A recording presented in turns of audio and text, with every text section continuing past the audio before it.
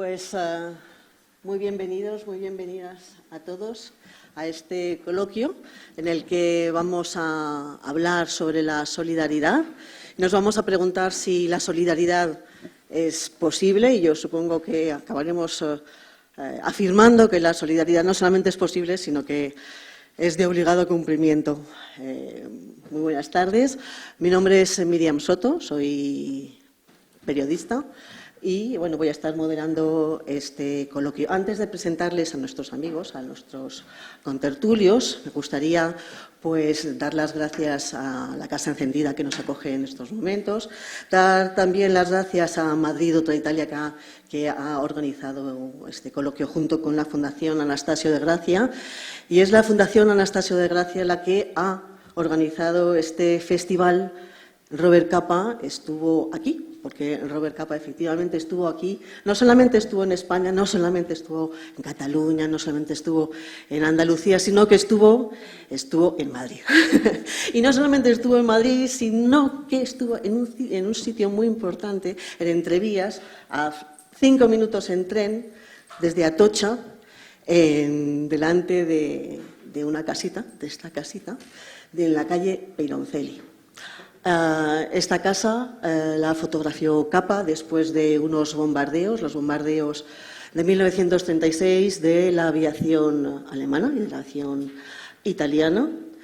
Y esta foto, junto con otra que tomó desde otro prisma, pues las pueden ver ustedes en el Reina Sofía. Están colgando pues en una cámara cercana a donde está el Guernica de Picasso. Y son dos imágenes que muestran pues, el horror de la guerra. Y desde hace 2 años, o más casi, 2 años y pico, la Fundación Anastasio de Gracia está intentando que esta casa de Peyroncelli, de Entrevías, pues sea expropiada a su propietario, sea declarada bien de interés cultural y su población, sus vecinos, pues puedan vivir en otros sitios mucho más dignos que este, y que esta casa de la calle Peyroncelli 10 en Entrevías pues sea un lugar de memoria y bueno, que sea el centro de memoria Robert Capa para los bombardeos, el centro de interpretación de memoria de los bombardeos de Madrid. No lo he dicho bien, pero vamos, más o menos es ahí. Y bien, después de este pequeño speech que les he lanzado, quisiera presentar a las personas que tengo a mi lado, que saben muchísimo de solidaridad ellos. Son Stefano Caselli, hola. Enrico Puchero, hola. Hola. Ana Casavillan, hola. Hola. Y Javier Baeza, hola. Hola. Vamos a empezar por ti, Stefano Caselli, que perteneces a la organización Mediterranean Saving Humans. Sí. Significa que tú eres de estas personas que viajan en estos barcos. ¿Vuestro barco se llama? Mar Ionio. Eso. Desde el año 73, desde el año 73 vuestro barco iba rescatando personas por el Mediterráneo, el Mare Nostrum. ¿Es el Mare Nostrum todavía ese mar o...? Linda pregunta, seguramente sí, porque las fuerzas que se encuentran controlando ese mar son fuerzas europeas. El único problema es que las controlan para impedir la fuga de las personas desde el norte de África hacia nuestras costas, pero sí, es nuestro mar. ¿Tú crees que se están fugando esas personas?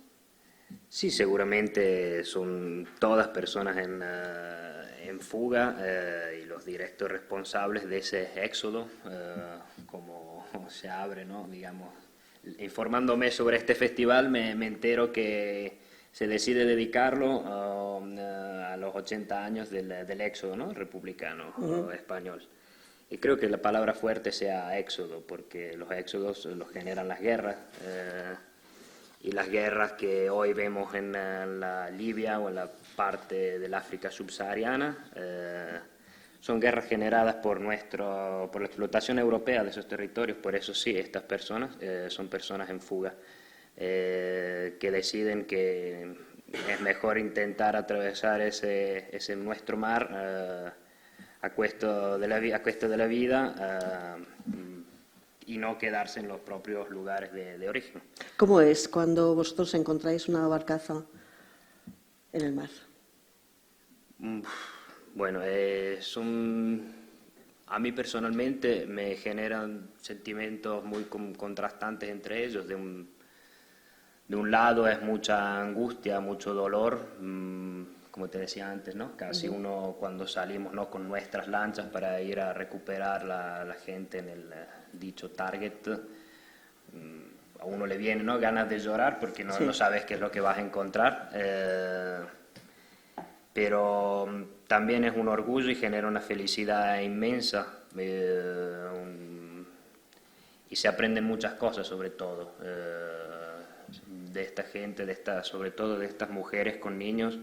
Yo hoy siento de poder decir que he aprendido el verdadero significado del coraje, porque salir con tu hijo y afrontar la migración desde tu país de origen, en el que viviste 1000 sufrimientos, atravesar la Libia, que es un país, pasar por esos lagers, porque esos centros de detención son verdaderos y propios lagers, y después el mar, eso es coraje y eso aprendí. Entonces sí, son cosas bastante fuertes que todavía después empezamos hace poco con Mediterránea, hace un año, así que no tengo la presunción de decir todavía lo que siento. Cuando terminaré la acción puede ser que, pensándolo bien, me escriba algo, no lo sé, pero... Tú eres enfermero, me lo estabas contando antes. ¿Por qué te embarcaste en esta, bueno, en esta aventura? Yo soy desde siempre, desde que tengo, digamos, memoria política, un activista, tengo 15, 16 años ya de cuando estudiaba.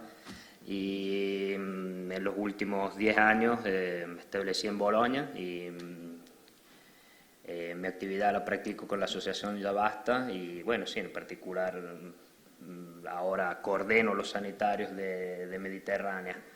Lo decidí, me viene natural porque, no sé, yo lo digo siempre, es ser enfermero, lo estudié, digamos, para ayudar a las personas, entonces para mí es natural salvar vidas, y que sea en el mar o que sea en un hospital, da igual. Ahora, como decir, sumamos la cuestión política, ¿no?, inmediata, que es la de ir ahí, en esa frontera mortal, para romperla, para encender un foco, para poder hablar.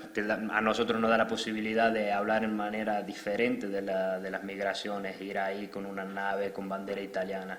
Desde el momento que hace un año atrás, cuando decidimos de empezar esta aventura, la mayor parte de las naves de la sociedad civil estaban bloqueadas, entre la Open Arms, ¿no?, que bien conocen, y a la cual debemos mucho. Al menos yo debo casi todo de lo que sé de cómo se conduce un rescate, lo debo a Open Arms y a Sea-Watch. Y nosotros agregamos solo el dato político. En ese momento se necesitaba, según nosotros, un impulso político, porque ya había quien festejaba el hecho de haber eliminado los testimonios de nuestro mar, de lo que pasa en ese mar. Entonces fuimos ahí para encender nuevamente un foco y contar lo que pasa de manera diferente.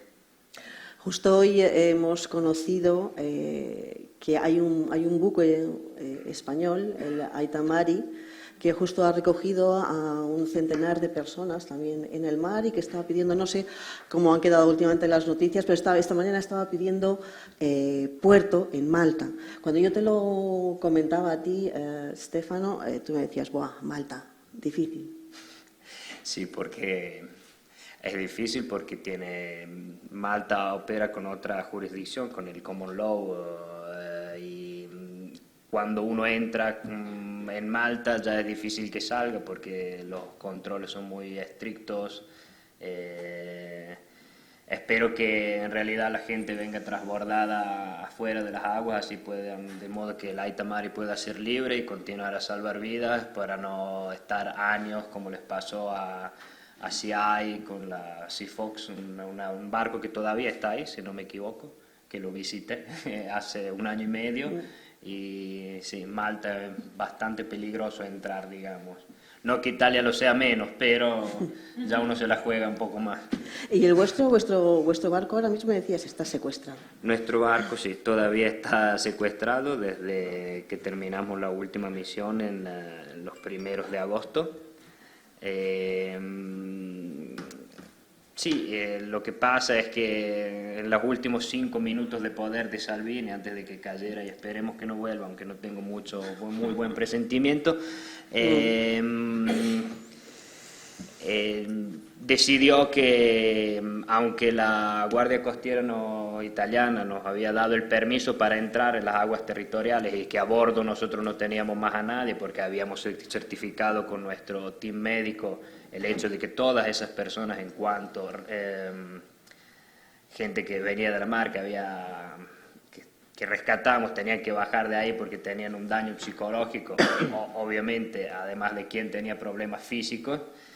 Nosotros quedamos en la tripulación, digamos, de voluntarios nomás, y la Guardia Costera nos da el permiso de entrar. Salvini decide que lo mismo, éramos peligrosos, así que tenía que secuestrar nuestro barco.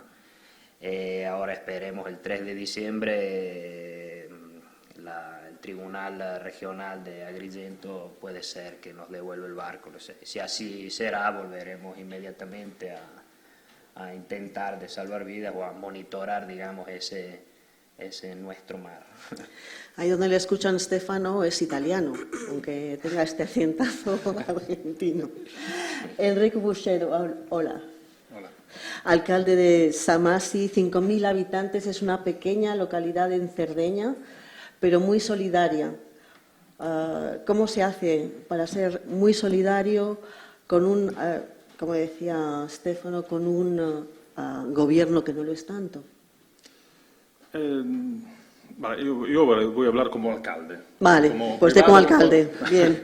Porque es verdad que el Estado italiano ahora, como decía Stefano, vive un clima un poco particular, pero nosotros también somos del Pero Estado. siempre es particular el clima, ¿no? Sí, siempre, pero es que va peorando.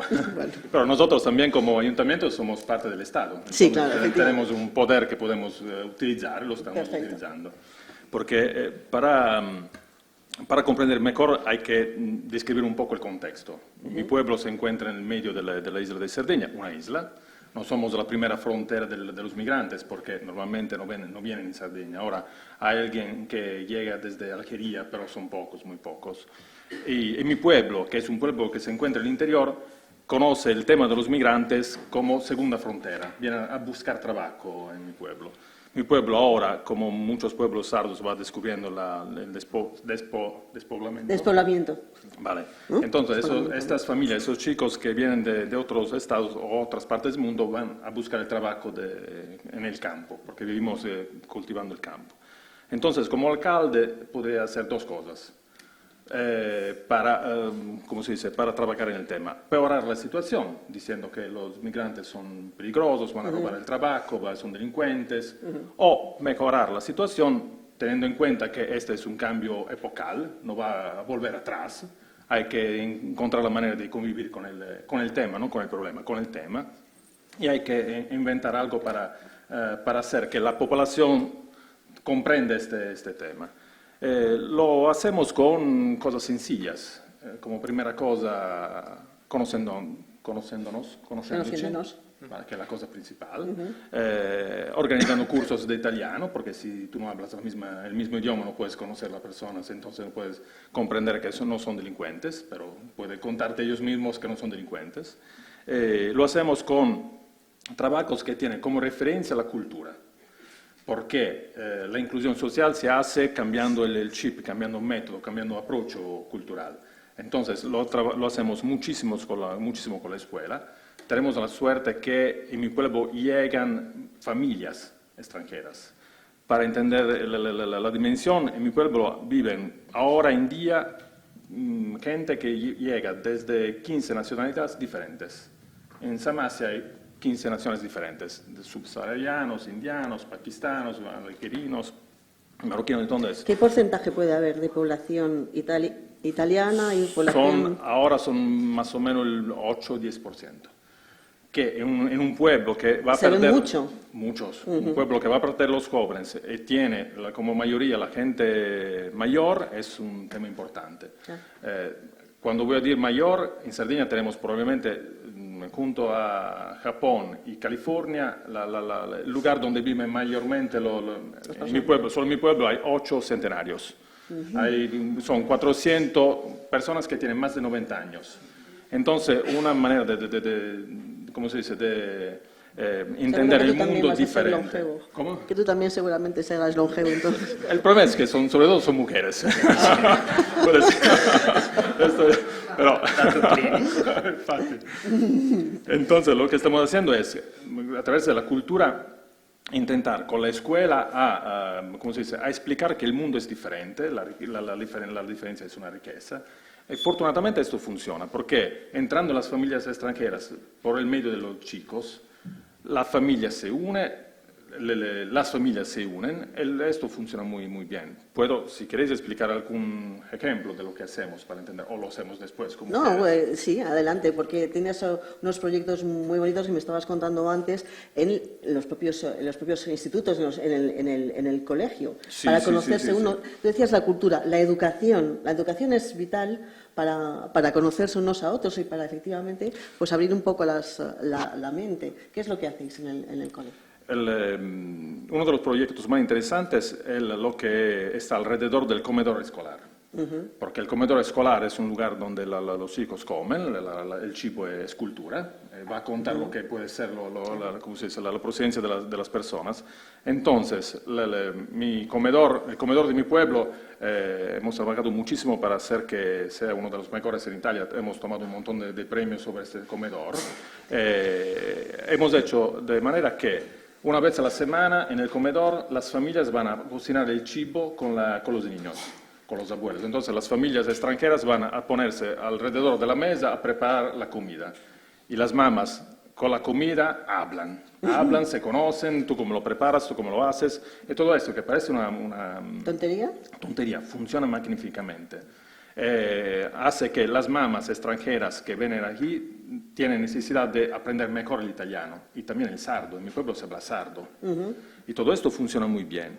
También lo hemos hecho bastante bien, de forma que lo que se paga para poder comer es tan bajo el precio que permite a todos de participar sin tener lo que normalmente se hace en Italia, la richiesta, la pregunta de tu estado económico. Ajá, la renta. La renta, vale.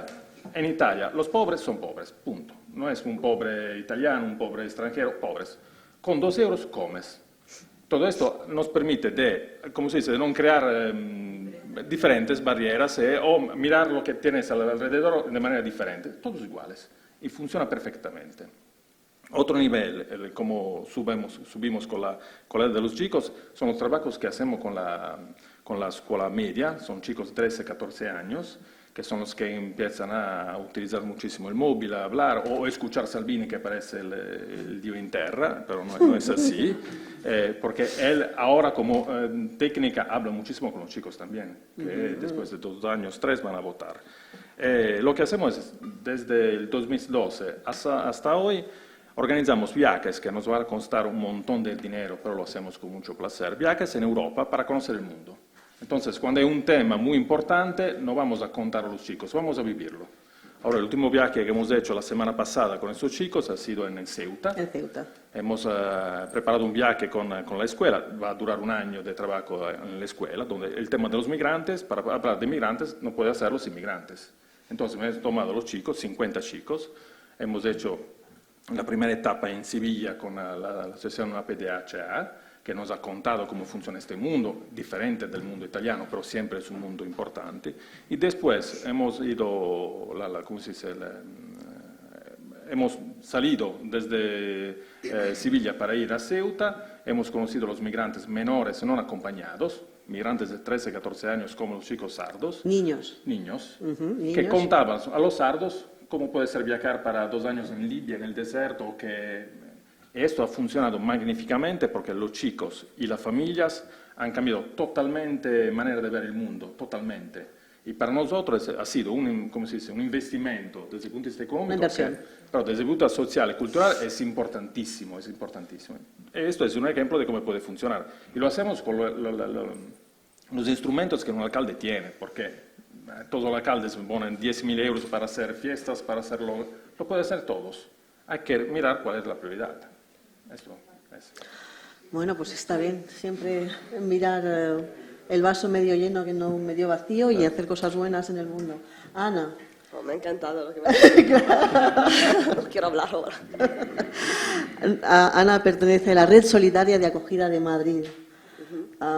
¿Qué diferencias ves tú en Madrid, en España, con lo que está contando él de su pueblecito de 5.000 habitantes? Ah, bueno, claro. Bueno, primero, yo hablo como simple ciudadana, ¿vale? Sí. Y en este momento soy como portavoz de la red.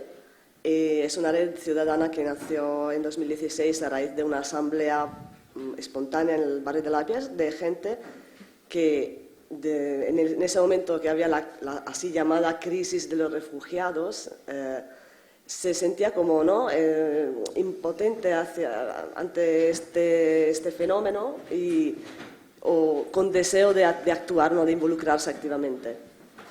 Y bueno, la red desde esos 3 años ha tenido diversas luchas, pero básicamente en 2 ejes. Por un lado, el acompañamiento directo a personas migrantes o refugiadas que llegan a Madrid y que están en situación de vulnerabilidad o en situación de calle. Y por el otro lado, las 2 cosas tienen que estar juntas, que ir juntas, la movilización social y política, ¿no? De hecho, querías decir algo sobre sí, esta de hecho, claro, de hecho, mañana va a haber una concentración en Callao a las 11:30 precisamente sobre un tema que a lo mejor parece muy lejano, pero está extremadamente relacionado con todo lo que han hablado hasta ahora, que es la externalización de las fronteras, es decir, pagar a países de tránsito, como puede ser Marruecos, como puede ser Libia, para que básicamente sean nuestros policías, ¿no? Para que bloqueen el flujo migratorio a cualquier precio. Entonces, todos los acuerdos formales que se han ido haciendo sobre todo en los últimos 3 años, y el de Libia se acaba de renovar automáticamente, son acuerdos que ponen la seguridad o el control fronterizo por encima de cualquier cosa, por encima de la dignidad de las personas y por encima, por supuesto, de los derechos humanos, porque si se coopera con países que no solo se sospecha, sino que está comprobado por testimonios, un sinfín de testimonios directos, por informes de ONGs y de la mismísima Comisión Europea, que vulneran derechos humanos y practican tortura, practican extorsión, pues no pueden ser interlocutores. Y todo esto tiene efectos muy concretos en la vida de miles de personas, ¿no? Que se quedan atrapadas en estos sitios, países que antes eran de tránsito y ahora básicamente son sitios donde se quedan allí atrapadas, que pueden ser las islas griegas, pueden ser los centros libios o pueden ser en la zona norte de Marruecos. Bueno, esto es un ejemplo, ¿no? En estos momentos, bueno, una de nuestras movilizaciones es en este sentido, pero en general siempre se ha trabajado todo lo que es la violencia intrínseca que está dentro de la política migratoria de casi todos los países europeos y que se fundamenta en la frase que es que no salgan y si salen que no lleguen y si llegan que se expulsen. Esta es la filosofía, ¿no? Que está en la base de casi todas las acciones, los acuerdos políticos sobre migración que se han ido haciendo en los últimos años. Y bueno, como ciudadanos, yo creo que todos los que pertenecen a la red solidaria de acogida, que somos personas cualquiera, de verdad, o sea, muy diversas por edades, por sensibilidades, por trabajos, y creo que estamos impulsados por un profundo sentido de la justicia y que no solamente es solidaridad hacia los demás, es decir, por supuesto, pero es también la pregunta es ¿en qué tipo de sociedad quieres vivir tú? ¿Quieres vivir en una sociedad que permite eso y estar tranquilo? Pues y yo, por ejemplo, sí que me ha impactado mucho lo que has dicho antes, que el conocimiento directo es fundamental. En el momento en que tú conoces a una persona y escuchas su historia, ya no puedes, una vez que has visto no puedes dejar de ver, que creo que es un proverbio africano o algo así, árabe. Y es cierto, una vez que tú has conocido a una persona, que has conocido su ruta migratoria, ya no puedes mirar la tele y ver estadísticas, piensas en esa persona ya, y tu chip cambia completamente. Dices que bueno, vuestra red solidaria de acogida de Madrid está formada por personas de la sociedad civil, como tú, por ejemplo. Pues te pregunto un poco parecido a lo de Estefano, ¿por qué te embarcas tú en una red solidaria? Dices, bueno, porque lo que decías, a ver qué sociedad quiero, ¿no? Efectivamente, sí, bueno, yo también soy italiana, es que eso hemos invadido aquí. Y nada, y justo cuando pasó todo lo de los puertos cerrados de Salvini y eso, yo me encontraba en Italia y estaba a punto de volver aquí y sentí que faltaba, porque no conocía todavía lo del proyecto de Mediterráneo, lo conocí en octubre cuando ellos estaban ya gestando, pero yo no lo sabía, y sentí muchísima impotencia, muchísima angustia, y como que y hablaba con gente y como que todos estamos medio atontados, medio no nos podíamos creer lo que estaba pasando, pero aún así no teníamos como la fuerza de crear red, de dar una respuesta comunitaria, fuerte y sólida. Entonces, cuando yo volví, yo personalmente busqué aquí, ¿no?, algo, y lo busqué y encontré la red solidaria de acogida. Me pareció una solución muy bonita porque no es precisamente una asociación ni una ONG, es una red de ciudadanos. Es una red que se dice feminista. ¿Qué relación le ves tú a la solidaridad con el feminismo? Bueno, porque bueno, las mujeres en todo el tema de la migración casi siempre pagan un precio también más alto porque bueno, son casi siempre mucho más vulnerables a la violencia sexual, que por ejemplo en Libia es. O sea, si tú hablas con una persona que trabaja como un trabajador social en los centros de acogida italianas, siempre es así. Todas las mujeres que llegan te dicen que son violadas, y no una vez.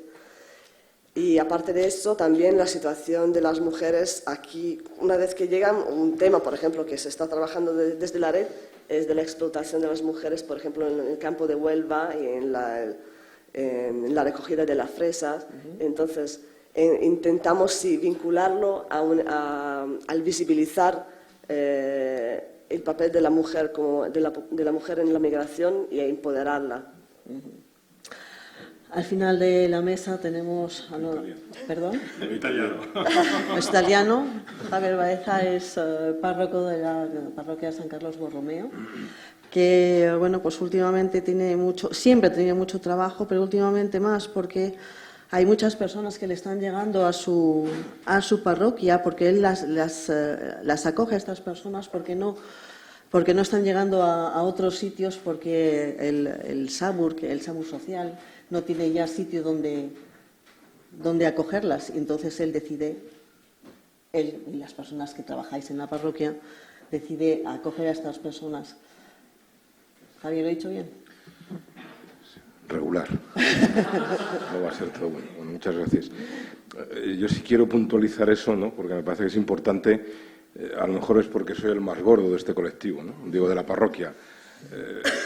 Y bueno, pues que al final el rollo de ser cura, pues aunque estamos en una sociedad, dicen, ¿no?, los obispos se quejaban el otro día, desafecta con la Iglesia, una sociedad democrática y superprogre, pero luego el rollo del cura sigue estando muy presente, seguramente porque los curas lo haremos mal en general y también porque hay como esa demanda, ¿no? Te comentaba a ti a la entrada que es verdad que yo creo que todo el fracaso, con excepción y con mucho cariño a los políticos de la mesa, a Enrico, pero yo creo que todo el fracaso que me parece que hoy al que asistimos de la clase política en general, puede haber personas salvables y muy majas, quizá nos ha revelado que, una vez más, que frente a la mediocridad política en la que creo que estamos viviendo, se revela de una manera muy bestial la generosidad, la genialidad y la solidaridad ciudadana, ¿no?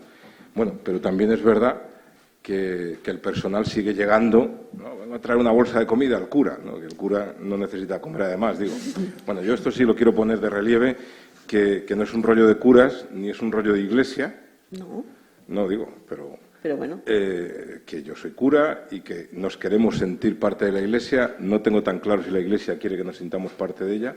De ahí Bueno, puede- pero últimamente sí que la Iglesia había pues tirado, ¿no? Ha hecho un tirón de orejas, ¿no? Al Sí, ayuntamiento y a siempre, las como todas las instituciones de poder, con muchísimo cuidado, muchísimo respeto, y al final dicen cosas tan importantes, pero las dicen sin querer dañar a nadie, que mi sensación pues es que al final la Iglesia hoy no es significativa, ¿no? Porque parece que, yo decía, ¿no?, ante esa nota que sacó el otro día la Diócesis de Madrid, que está muy bien, ¿no?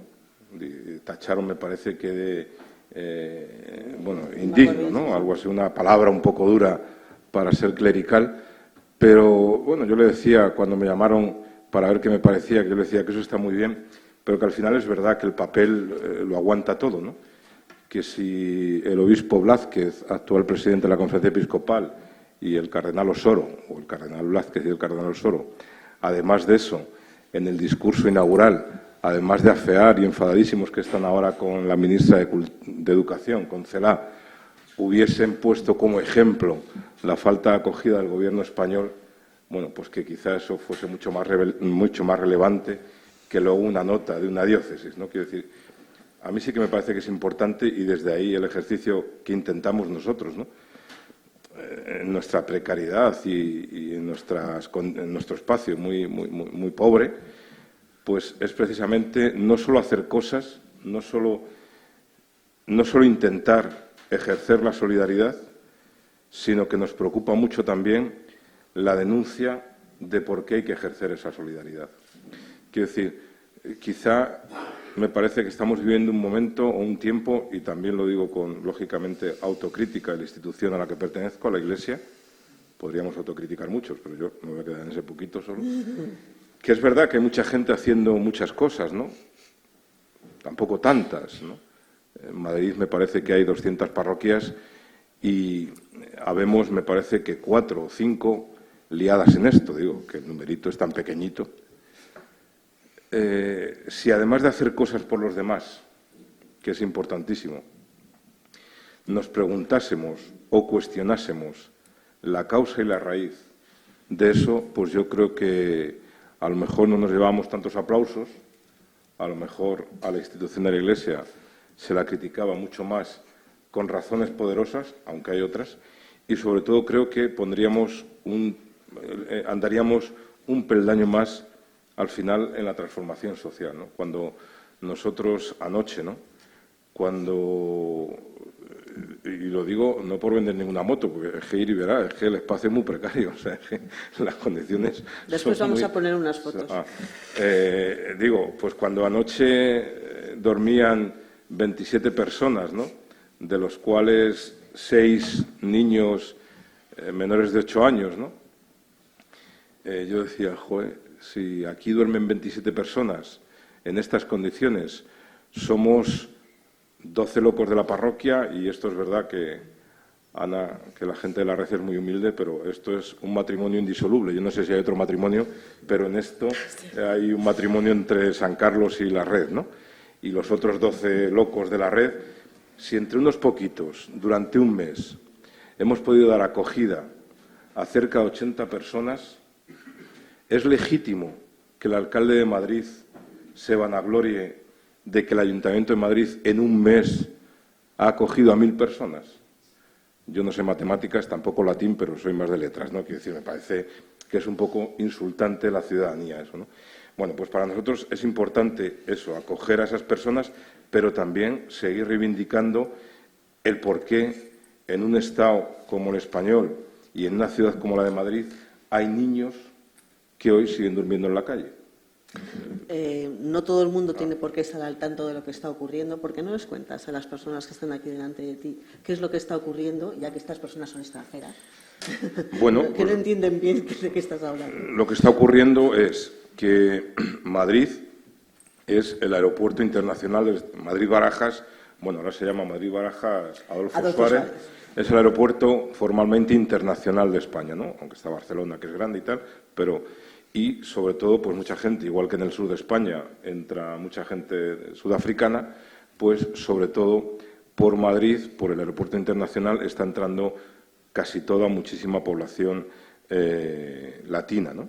Bueno, pues llegan a Madrid, la gente viene, parece un poco acritud, pero yo me imagino que cuando tú eres, no de clase pobre, porque los pobres no pueden salir de sus países, pero cuando tú eres un trabajador normal, que vendes tu casa, que vendes tu carro, que vendes el pequeño negocio que tengas, para venirte a otro país, quiero decir que yo entiendo que vienen con un desgarro tremendo, ¿no? Igual que el niño que empieza a los 13 años su periplo para llegar al norte de África, ¿no?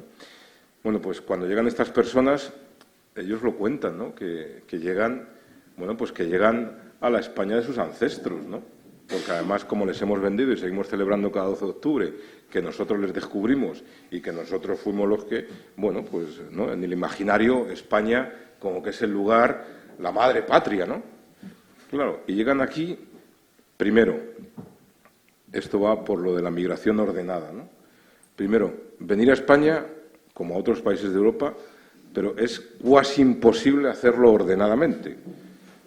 ¿Por qué es muy difícil? Porque las embajadas no funcionan o funcionan con unos costes económicos impresionantes. ¿Qué ocurre? Pues que la gente saca visados turísticos, vienen, compran el billete, vienen para una semana, 15 días, con un coste no solo tremendo por lo que cuesta el avión, el boleto que llaman, sino además porque para darles el visado turístico España exige, aparte de un dinero de bolsillo, al menos de $500, exige tener al menos entre 4 y 7 días concertadas plazas hoteleras, quiero decir que tú vienes a un hotel, a un hostal, a un sitio formal y además tienes que traer contratadas 3 visitas turísticas. A mí al principio me llamaba la atención, porque yo decía, joder, esta gente no tiene dónde caerse muertos y todos traen el Tour del Real Madrid, que algunos pensamos que es el mejor equipo del mundo, pero cuesta un pastón.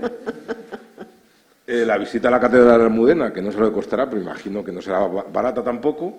Y un viaje de estos de los autobuses por Madrid. Y yo al principio decía, coño, joder, ¿no? Lo que dicen algunos, joder, con estos tan pobres y traen el móvil y Claro, pero es que para que les den el visado turístico tienen que traer eso contratado, ¿no? Quiero decir, esto lo digo porque el desembolso económico que supone, bueno, pues hacen ese desembolso, ese desgarro vital que supone, ese emponzonamiento monetario que les supone, llegan aquí, en el mejor de los casos, que ocurre muchas veces, ahí también, como en el norte, con Marruecos, ¿no? Pues cuando España u otro país quiere apretar las tuercas, pues lo tiene muy sencillo. Decirle a la Policía de Fronteras que sea más exigente en los $500 o en ver si está el sello, pero generalmente es verdad que la gente pasa con el visado turístico, llegan a Madrid, es verdad que el nivel de miedo y por lo tanto también el nivel de desconocimiento es muy grande, ¿no? Porque la mayoría no solicitan, que sería lo mejor jurídicamente hablando, no solicitan asilo en el aeropuerto, porque ellos vienen de turistas, porque les da miedo, pues porque piensan que una vez aquí... Porque no saben. Porque no saben, porque es la España de la acogida, ¿no? Que hemos vendido hace más de 500 años. Llegan aquí y, bueno, pues efectivamente... la mayoría de ellos, y cada vez más, porque cada vez es gente más empobrecida la que viene, está mal decirlo, pero espero que no salga de aquí, lo que muchos hacen es que como se hace la reserva por Booking, luego me parece que son 24 horas antes de usarla la pueden anular, con lo cual ese dinero no lo pierden. Pero tampoco entonces tienen hostal. Bueno, pues llegan aquí, entonces la gente se dirige a Cruz Roja, ¿no? Cruz Roja pues no tiene sitio y yo creo que Cruz Roja pues se ha convertido, y lo digo con mucho dolor, en el brazo armado del desastre político en el tema de refugio que funciona en España, ¿no? Cruz Roja, entonces, como aunque sean solicitantes de asilo, no han formalizado la petición, porque luego es otro problema, no sé en otros países, pero en España la solicitud de asilo primero hay que formalizarla en la policía, porque es un problema de seguridad, no es un problema humanitario, ¿no? Entonces, una vez que tienes la cita en la policía, luego ya la solicitud formal se realiza, en este caso, en el Ministerio de Trabajo. Bueno, pues entonces, ¿qué es quien tiene la competencia, ¿no? Entonces, como no hay sitio, como no tienen hostal, porque la mayor parte de las ocasiones, para que no les cueste, han tenido que devolverlo en Booking, aunque es verdad que traen el papel, porque afortunadamente la policía no funciona tan bien como para tener acceso inmediato, podrían, pero bueno, generalmente no se hace. Claro, pues la gente se encuentra aquí con una mano delante y otra detrás, con lo cual empiezan a formar parte de ese gran sector, que desde luego en toda Europa, pero en España, tristemente, tenemos unos datos muy altos y muy vergonzantes de toda esa gente, toda esa ciudadanía de los llamados sin techos, ¿no? Claro, como de momento formalmente no son solicitantes de asilo, porque no se ha podido regularizar en el ministerio oportuno, ¿qué ocurre? Pues que son personas empobrecidas, sin techo. Entonces pasan a los servicios sociales, en este caso de Madrid, ¿no? ¿Qué ocurre? Pues que pasan dos cosas, o tres. Una, que el Ayuntamiento de Madrid lo tiene muy fácil, porque dice, no, el tema de refugio no es una competencia local, sino que es una competencia estatal, vayan ustedes a pedirle acogida, en este caso, a la ministra en funciones. Pasa también, yo creo que porque no hay voluntad política, que el Ayuntamiento de Madrid no ha previsto que está viniendo gente, y, hombre, yo no soy sociólogo ni politólogo, tampoco, no por desmerecer a esos profesionales, digo que tampoco hay que tener mucho entendimiento para pensar que tal y como está, bueno, no sé si Centroamérica, toda América, pues que es posible que la gente salga. Claro, pero hace 4 años había un cartel enorme en el ayuntamiento, claro, que decía Welcome Refugees. Efectivamente, ¿no? O sea, que algo no habían previsto. Claro, no se ha previsto, ¿no? Y luego, además, yo digo, claro, cuando nos anuncian por la tele o por los medios, ¿no?, que hay una emergencia en Siria, todos se nos ponen los pelos de punta, vemos tal, ¿no?, que las hambrunas, bueno, de esas no nos hablan, ¿no?, pero cuando alguna vez algún periodista despistado, con respeto a la presente, nos habla, ¿no?, del hambre de Yemen, el hambre de Etiopía, ¡oh, qué horror! Siempre y cuando, bueno, el negrito siempre tiene más conmiseración, pero bueno, es un horror siempre y cuando se queda allí. Ya cuando llegan a Algeciras, a Motril, ya la pena se pasa. Claro, o sea, la situación de emergencia, yo creo que hoy, y ya acabo que me estoy enrollando, yo creo que hoy también la está fomentando la no atención por parte de las autoridades españolas, ¿no?, y madrileñas. Entonces nos encontramos pues que la gente se encuentra en la calle, en la sede de los servicios sociales del Ayuntamiento de Madrid, muy cerquita de aquí, y sin acogida, ¿no?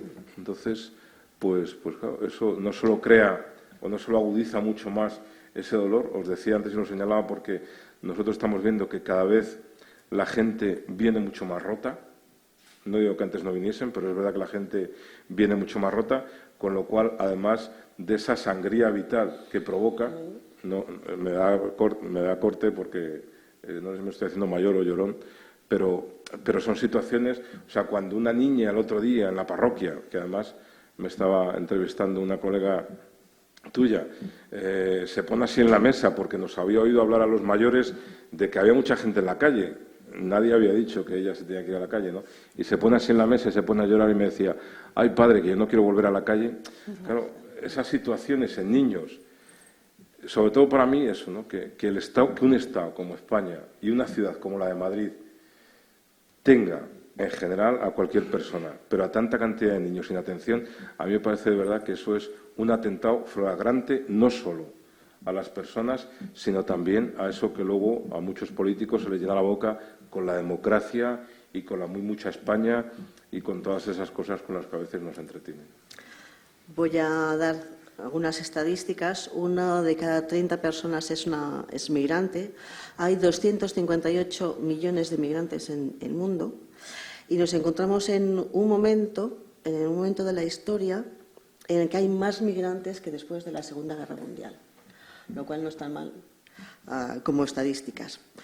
Ya que íbamos a hablar de la solidaridad y que no paramos de hablar de ello, el otro día estuve buscando un poquito en el diccionario, porque busco en el diccionario de vez en cuando, qué significaba solidaridad, y dice que es la adhesión incondicional a causas o intereses ajenos, especialmente en situaciones comprometidas o difíciles. Y yo les preguntaría a todos vosotros si la solidaridad es un derecho o una obligación. Tal y como está el patio, un derecho, porque hay mucha gente que por el ejercicio de la solidaridad se le está criminalizando, los rescatadores, la muchacha esta que no me acuerdo cómo se llama, alemana, Elena Maleno, Pepe Palazón, con lo cual, tristemente, yo creo que es un derecho y también me parece que debe ser una obligación que surge de la entraña humana. Ana. Sí, estoy de acuerdo. Y además, sí, siempre pienso en el hecho de que a veces confundimos con lo que es legal con lo que es ético, ¿no? Entonces, a mí sí, eso me removió mucho pensando, a ver, esto es un festival de memoria histórica, entonces sabemos que en la historia ha habido momentos en que ir contra la ley ha resultado ser lo bueno, ¿no? O sea, que los buenos, los nuestros, eran los que en ese momento se criminalizaban y entonces, pues eso, a mí me parece así que es un deber hacia los demás y hacia nosotros para poder mirarnos al espejo y decir, pues yo tengo como muy claro cuáles son los valores que me guían y pueden coincidir en este momento histórico con lo que marca la ley o no. Y ese es el momento muy particular que vivimos, sobre todo en Italia, pero en general, ¿no? en Europa y nada, que a mí me remueve mucho. Voy a saltar un poco al alcalde para hablar con otro ciudadano, porque el alcalde es un ciudadano raro. Stefano, tú cuando estaba hablando Javier, todas esas cosas que él decía de cuando una persona llega a la parroquia y te cuenta su historia, todo eso tú también lo vives, porque al fin y al cabo tú también ves a esas personas cara a cara. Sí, no, absolutamente, no solo en la mar, pero también en las actividades que llevo a cabo en mi ciudad, ¿no? En mis centros sociales, en Bolonia, vemos todo lo que contaba bien, ¿no? Y respondiendo a la pregunta si es un derecho o un deber, para mí son las dos cosas. Lo que agregaría es lo que decía Ana. Hoy como hoy es un riesgo también la solidaridad y es esta la cosa que encuentro muy extraña porque se ha subvertido el orden natural de las cosas, ¿no? Porque hoy ayudar te pone riesgo, la Carola Rackete, ¿no? ¿Quiénes son más delincuentes? Sí, los que, claro. Cuando el verdadero delincuente son los gobiernos europeos, ¿no? Que como se explicaba también antes, siempre Ana, ¿no? Lo decía, que los acuerdos para externalizar las fronteras y mirar del otro lado no somos nosotros, ¿no? Que lo hacemos, yo iría hasta Libia, ¿no? A buscar a estas personas, no es ese el problema. Entonces creo que sea un riesgo, pero tenemos otra obligación de no rendirnos, que la desobediencia civil a las leyes injustas sea un deber. Y lo hicimos antes, lo haremos hoy, lo haremos mañana, y esta tiene que ser la actitud, porque si no veo otra, es el único modo para mí para ver la luz en el fondo del túnel, si no vamos a ir a cabo. Alcalde, decía antes que ustedes tienen la suerte de que un montón de personas de distintas nacionalidades llegaran a su pueblo. La suerte. No muchas personas hablan de suerte. Desafortunadamente. Desafortunadamente. Sí, pero repito, es un problema cultural, porque en Italia vivimos con el miedo que el diferente es algo que tengo que, ¿cómo se dice?, tener miedo del diferente. Pero el diferente es una riqueza.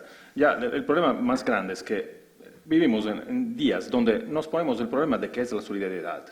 Es la cosa más normal del mundo. Si voy a pedir a mi abuelo durante la guerra que hacía encontrando uno en el suelo, voy a recogerlo.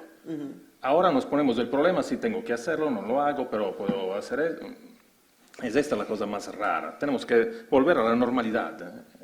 ¿Cómo se dice? Esseri umani, es la cosa más normal del mundo, es hecha la vía que tenemos que seguir. Utilizando los instrumentos que la ley, yo como alcalde puedo utilizar, algunas veces puedo utilizar otros instrumentos porque yo con el decreto Salvini he sido uno de los primeros alcaldes que ha dicho que no lo utilizaba.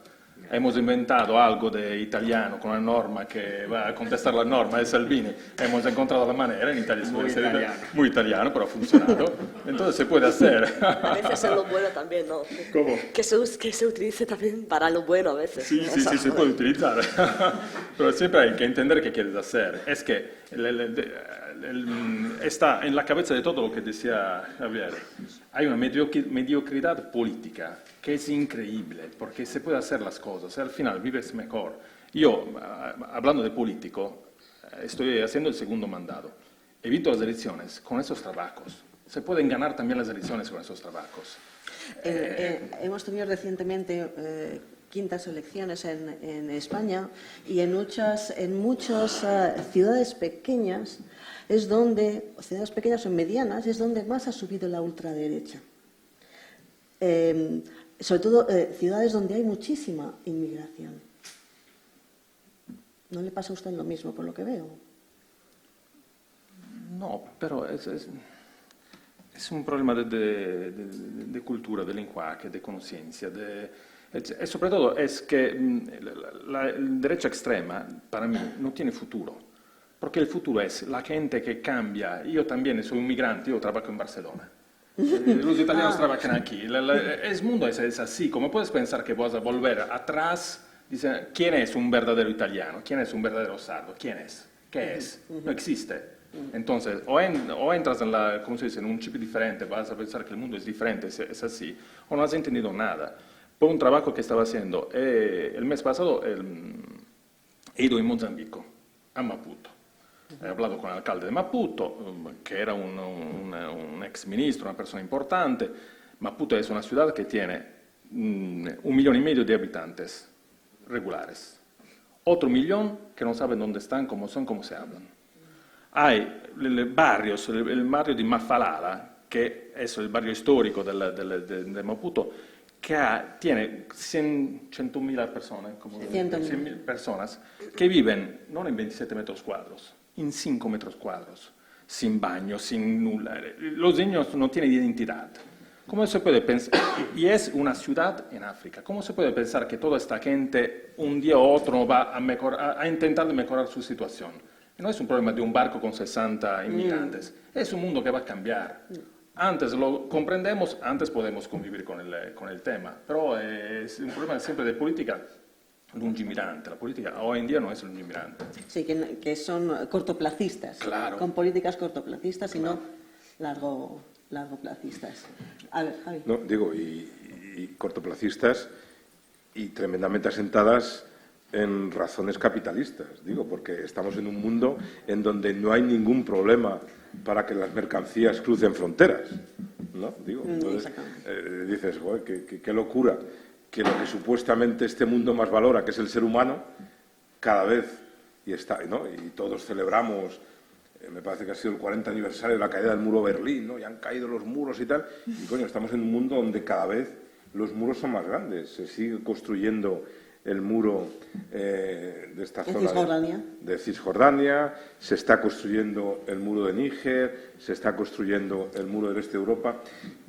Quiere decir que claro, es un mundo loco, ¿no? Porque no hay problema para transitar con mercancía. Yo, perdona, quería también responder a lo que tú decías, volviendo a lo de antes, ¿no? A mí me parece que sería importante... ¿Qué es lo que decía yo? De la solidaridad, ¿no? Es un derecho, una obligación. Yo creo que habría que sacarla, la solidaridad y el ejercicio de ella, del ámbito del derecho, ¿no? Porque me parece que, o yo la entiendo, como que la solidaridad tiene mucho más incardinación en el ámbito antropológico, ¿no? En ese sentido, a mí me gusta mucho esa lectura que hace, además del diccionario que nos has citado, que hace Adela Cortina, ¿no? cuando dice que las personas tenemos que obligarnos, y obligarnos en el sentido, dice ella, de la etimología de la palabra, que es ligarnos, ¿no? Y ha salido aquí en los 4, y yo creo que asentíamos muchos, cuando, claro, yo puedo ejercer mi solidaridad con alguien que conozco. Luego lo otro, puedo tener mucha pena, o puedo tener mucha sensibilidad o mucho humanitarismo respecto a no sé qué, pero el ejercicio de la solidaridad solo se puede, creo yo, ejercer con aquellas personas con las que tienes trato, ¿no? Entonces, a mí me parece, lo hemos dicho todos, ¿no? Cuando vas en el barco y ves a alguien, pues ¿cómo le vas a ver? Digo, no sé, ¿no? Es que yo no me imagino cómo a alguien se le puede ocurrir pensar, claro, por eso no quieren que vayan los barcos, ¿no? Pero, claro, pero que tú tengas a alguien y asistas a su ahogamiento. Es que, ¿no? O sea, que volvemos, yo creo que a recuperar experiencias y situaciones inhumanas tan cercanas a lo que se vivió aquí no hace muchos años, previo a la Segunda Guerra Mundial, que fue en ese holocausto nazi, que dices, hay que ser inhumano, ¿no? Por eso yo creo que la solidaridad que decía Ana y Enrique, ¿no? Que sale de dentro de algo, es aquello que nos liga, y que cuando tú ves a alguien o contactas con alguien o te enteras de la realidad de alguien, eso es solidaridad, no lo sé, ¿no? Quiero decir, que cuando pone la gente de la red rostro y caras a la gente que se está lloviendo estos días en el Samur, pues yo no sé qué es, digo, solidaridad. Algunos ahora, ¿no?, decían anteayer en plan de insulto, ¿no? Pero bueno, a mí me sorprende, ¿no? Eso es buenismo. Bueno, pues bienvenido al buenismo. Claro, sobre todo como hay tanto malismo, pues no pasa nada porque haya buenismo, ¿no? Quiero decir que yo no sé qué es, lo que sí que creo es que surge de la entraña del ser humano, al menos también para no dejar de ser humanos, ¿no? Les habíamos pedido a nuestros amigos que, bueno, ya que tenemos esta foto de Robert Capa, pues que ellos hicieran un ejercicio y que pensasen qué foto hubiera tomado Robert Capa si en estos momentos hubiera venido a Madrid. Entonces, voy a ver si sé hacer esto. Espero que sí, sepa hacerlo, supongo que sí. Entonces empezamos, Javier, por tus fotos. Robert Capa hubiera tomado esta foto. Pues es nuestro templo, donde está durmiendo la gente y donde el domingo celebraremos... ¿Tu templo que está dónde? En Entrevías, en Vallecas, el barrio Entrevías, Atocha. ¿Al lado de dónde? Perdón, al lado de la casa de Robert Capa, qué tonto. Somos los vecinos físicos de la casa, ¿no? Y ahí es donde el domingo celebraremos nuestra asamblea, misa, llámese como quiera, a la 1, esto no es publicidad subliminal, porque lo sepáis, y donde, bueno, pues donde está viviendo la gente estas noches. Vamos a ver la siguiente, esto. Bueno, para nosotros, y me ha encantado lo que nos ha contado Enrico de su escuela. Nosotros no teníamos ropero, porque nos parecía, y lo creo, no desvaloro lo que nos parecía, bueno, pues que era una cosa paternalista, que no ayudaba a transformar la realidad, que cronificaba situaciones, y es verdad. Pero también es verdad dos cosas. Una, que el cómo hagas las cosas es importante, y sobre todo que mucha gente, pues en invierno, viene a decirnos que tiene frío y en verano que tiene calor. Porque a los pobres, aunque algunos no lo creamos, les ocurre exactamente lo mismo que a nosotros, ¿no? Porque muchas veces la gente bien pensante piensa que los pobres en invierno tienen calor y en verano frío. Y entonces en verano, en el mes de agosto, tienen los abrigos y ahora vienen con los shorts y las chancletas. Pero bueno, quitando esa dificultad de entendimiento, el caso es que comenzamos el ropero y, bueno, pues la gente ahí esperando, la imagen era dura, ¿no? Y entonces hicimos justo lo que dice Enrico, un desayuno. Entonces ahora los jueves hay un desayuno que prepara pues esta gente no solo maja, sino maga, que hace milagros en este espacio. Y como decían, ¿no? Joder, es otra dimensión a todo, ¿no? Porque es el encuentro entre diferentes, no solo nosotros con ellos o ellos con nosotros, sino entre los migrantes con ellos mismos. Es la oportunidad de seguridad, ¿no? Yo creo que hemos aprendido también que las personas nos mostramos tal cual somos cuando tenemos un espacio de seguridad, ¿no? Yo no voy contando mis miserias, mis dificultades, mis anhelos, mis sueños, mis lloros en la puerta de un despacho o en la cola del mercado o del ropero, ¿no? Cuando hay un espacio donde nos sentimos seguros, donde nos sentimos a gustos, pues sale toda esa tremenda riqueza que llevamos dentro, ¿no? Y bueno, pues esto es uno de los desayunos que hacemos y luego, y también os invito, después de la misa, los domingos tenemos la mesa y solemos comer. Para ir a comer no hay que ir a misa, lo digo para que no seáis mal pensados, que esto no es como en los años 60 que te daban el boleto de Cáritas para ir a los alimentos. Pero bueno, sí nos parece importante para nosotros. Hemos descubierto también, y os confieso que nos ha costado en el ejercicio de la solidaridad, pero hemos descubierto tan importante como irnos con una pancarta no sé dónde, tan importante como freír a denuncias y a quejas al defensor del pueblo o el poner camas en el suelo. Hemos descubierto en estos años, no solo con los migrantes, sino desde que lleva la parroquia así, la necesidad que tenemos y lo que nos aporta la fiesta, el encuentro, el achuchón y como expresión de todo ello, pues el comer, digo, el desayunar o el comer. Para nosotros eso es no sé, si la herramienta que dirían los técnicos, que como decía Ana, yo tampoco lo soy, si la mejor herramienta de intervención social, pero si no es la mejor, está por encima de la mejor herramienta. ¿Seguís en la parroquia haciendo la paella que hacíais con los chicos de la cañada o ya no? Bueno, la paella está abierta a todos. Últimamente está más complicado porque es verdad que estamos muy desbordados. Entonces, si a la gente... Porque hablamos de 27 durmiendo, pero el albergue más cerca que tiene el ayuntamiento cerca de Peironcelli, que es una cosa que llaman el vivero, que está en el polígono industrial del Pozo, ahí a la gente que está acogida solo le dan la cena. No les dan de desayunar y de comer, con lo cual muchos que no duermen en la parroquia vienen a comer, con lo cual no podemos sumar más porque el espacio es pequeño. A ver, vamos a buscar las fotos que eligió Ana. Cerramos aquí, abrimos aquí.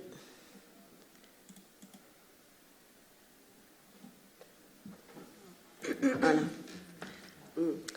Bueno, yo creo que Robert Capa, como estaba siempre en el sitio adecuado, en el momento adecuado, o sea que un lugar simbólico, una frontera, la frontera sur, y con la caravana abriendo fronteras, que también yo creo que es muy importante la idea de hacer red. O sea, yo creo que también nosotros estamos aquí todos, hemos venido aquí porque nos interesa hacer red, empoderarnos a nosotros, compartir experiencias para sacarle el máximo provecho. Bueno, esto ya me estoy enrollando. Y bueno, esto yo creo que es un símbolo, ¿no? Es una manifestación. Exacto, era para visibilizar la frontera en Ceuta. Y entonces, pues, Caravana Abriendo Fronteras, los últimos 2-3 años, ha ido todos los veranos a un sitio de frontera que fuera, claro, un símbolo de este intento de alejar las fronteras europeas a sitios cada vez más lejanos y que se blinden completamente, que sean sitios que no se pueden franquear. Y el mensaje que sea claro, aquí no pasa nadie. Y han ido a Grecia, han estado en Grecia, a Riace el año pasado y este verano, el último verano, en la frontera sur. Y ¿Hacía frío? Pues la verdad que yo no fui, tengo que decirlo, que yo con los niños pequeños, no. Estos son A ver, vamos a ver la otra foto que tomó Robert Capa con Ana. Y pues sí, estas son las fiestas populares de Lavapiés. Y claro, yo creo que pasando hubiera fotografiado a la gente que estaba ahí en las fiestas, porque también, quiero decir, esto no es un sacrificio. A veces te dicen, uy, qué bien haces esto, y como si fuera algo sufrido, un sacrificio. Pero, o sea, también es alegría, es compartir algo que da sentido con gente que trabaja en la misma dirección. Yo creo que es una cosa muy bonita. Entonces, ese es un momento de alegría. ¿Sois todos los de la red aquí? Son algunos, yo todavía no estaba en la red en ese momento, por ejemplo, ves que algunos están todavía, algunos no, porque como la vida es así, a veces uno tiene sus momentos vitales, pues sí, pero la idea es un poco que cada uno, según su momento, siempre puede estar activo, ¿no? De alguna manera. No todos podemos ser Carola o Elena Maleno, que dedican su vida completamente a ello, pero sí que todos podemos hacer algo. Son pequeñas miritas de pan. Sí, pero que no son tan pequeñas. De hecho, son bastante... O sea, Todo suma. Sí, pero de verdad, yo me he dado cuenta también haciendo cosas que las autoridades, la policía, te consideran, como decían, te consideran un riesgo porque lo eres. Yo creo que eso es más fuerte de lo que piensas. Yo me he dado cuenta recientemente de esto. Y por eso preocupas o... Claro, por lo menos te intentan controlar qué estás haciendo, ¿no? Los ciudadanos en red tienen muchísima fuerza. Y además están relacionados con administraciones locales que tienen una visión a largo plazo, que tienen una visión abierta, pues eso ya es muchísima fuerza. Muy bien. Ajá. Enrico, vamos con las tuyas, que dijimos 2 fotos, pero... All'italiana he puesto muchas Eso imágenes es. en una foto. Alguien nos ha hecho trampa aquí, pero bueno. Sí, aquí donde estamos, sí. Infancia migrante, viaggio nella frontiera sud dell'Europa es el título del proyecto que hemos hecho con los niños. Infancia migrante, viaje En la frontera sur de la Europa, sí. Porque yo también, para mi interés, conozco muchísimos activistas, entonces tengo una red muy interesante. En febrero he ido a Ceuta para recordar lo que pasó en el Tarajal, donde murieron varios migrantes intentando de llegar a la playa. Me interesó muchísimo y he dicho, vale, esto puede ser interesante como tema para hacer que los niños puedan comprender realmente qué es ser migrantes. Entonces hemos trabajado un año para preparar el tema con la escuela, porque los niños allí están con la escuela, es un viaje escolástico. Puedes ver, estamos allí en la imagen a la derecha en alto, estamos en la sede de la PDHA en Sevilla, sí. Ahí. Donde hacemos un poco de trabajos para preparar lo que hemos entregado a los chicos migrantes. En la imagen en grande podéis ver el momento final de la fiesta que hemos hecho en la Asociación ELIN en Ceuta, donde hemos intentado de hacer un trabajo de conciencia. Y en la misma foto hay gente que llega de medio mundo, es increíble. Pero ¿Qué se decían unos a los otros los chicos? ¿Qué se contaban? ¿Qué se el preguntaban? trabajo era presentarse. Yo tenía que presentar a mi amigo en su idioma, el amigo tenía que presentar en mi idioma, diciendo cosas simples, que te gusta, que no te gusta. Y hemos visto que los chicos italianos, sardos, y los chicos que llegan del sur, todos conocen a Ronaldo, todos conocen a Messi, todos les gusta el fútbol, iguales, totalmente iguales. Y ha funcionado muy bien. Y además hemos hecho una pequeña visita también a la frontera, porque en Cerdeña no tenemos fronteras físicas, hay el mar. Entonces, para los chicos, ver que hay una frontera con el filo spinato, hay la pared real, con los militares que están allí, es realmente impactante. Esta. Sí, esta, y abajo es la playa del Tarajal. La cosa increíble es que era un viaje tranquilo, una comitiva de 50 personas. Allí en Ceuta había más guardias civiles alrededor de nosotros que parecía que están llegando no sé quién, porque también es peligroso. Claro, son espacios militarizados, realmente Sí, son pero espacios militarizados. es territorio español. Yo como ciudadano europeo tengo que ir sin pensar que tengo la Guardia Civil alrededor porque estoy haciendo qué. Esto demuestra que no es normal todo eso, no es normal. No estabais con el booking, no estabais haciendo tu... No, pero es... Vale, solo una cosa quiero decir. Este trabajo no es que todo sencillo, no es que es ¿cómo se dice? Una fiaba. Hemos trabajado 7 años para hacer este viaje, porque el primer viaje, el más clásico, que las familias ¿cómo se dice? Pueden leer y comprender bien, es, vale, tomas México y vas a ver Auschwitz. Claro. Es algo que funciona. ¿Cómo se dice? En la idea de la gente sí es algo que es útil, sí es importante. Pero este trabajo lo he hecho después de 6 viajes en otras partes del mundo. Es un trabajo que ha necesitado tiempo para hacer que las familias, la comunidad entienda que es algo que funciona, necesita muchísimo trabajo. Bueno, esto es bueno también porque los niños después van a sus casas y les educan a sus papás. Absolutamente, absolutamente. Y Ahora- mamás, papás y mamás. Y ahora, sobre todo, una parte de los niños que todos tenían el móvil, y los niños también de los migrantes no acompañados tenían el móvil que le han regalado, ahora están en contacto en Facebook, ¿ok? E entienden por qué los niños migrantes tienen el móvil. Porque la cosa que se dice, vale, son pobres, ¿por qué tienen el móvil? Porque son chicos como los otros que necesitan comunicar con su familia, con el mundo, hacer las cosas que los chicos hacen. No es que si tú eres migrante no es ser chicos, no sé. No eres niño, no Vale, juegas. sí. Vale, así. ¿Sí? Sí. Esto ahora se traducirá en un proyecto, en un videodocumentario, porque el proyecto final es producir un videodocumentario en doble idioma, italiano y español, que se pueda, ¿cómo se dice?, difundir en las escuelas. Ah, Ok. muy bueno. Muy bien. Ya no tienes más, ¿no? No hay más, ¿no? Sí, solo una. Solo una.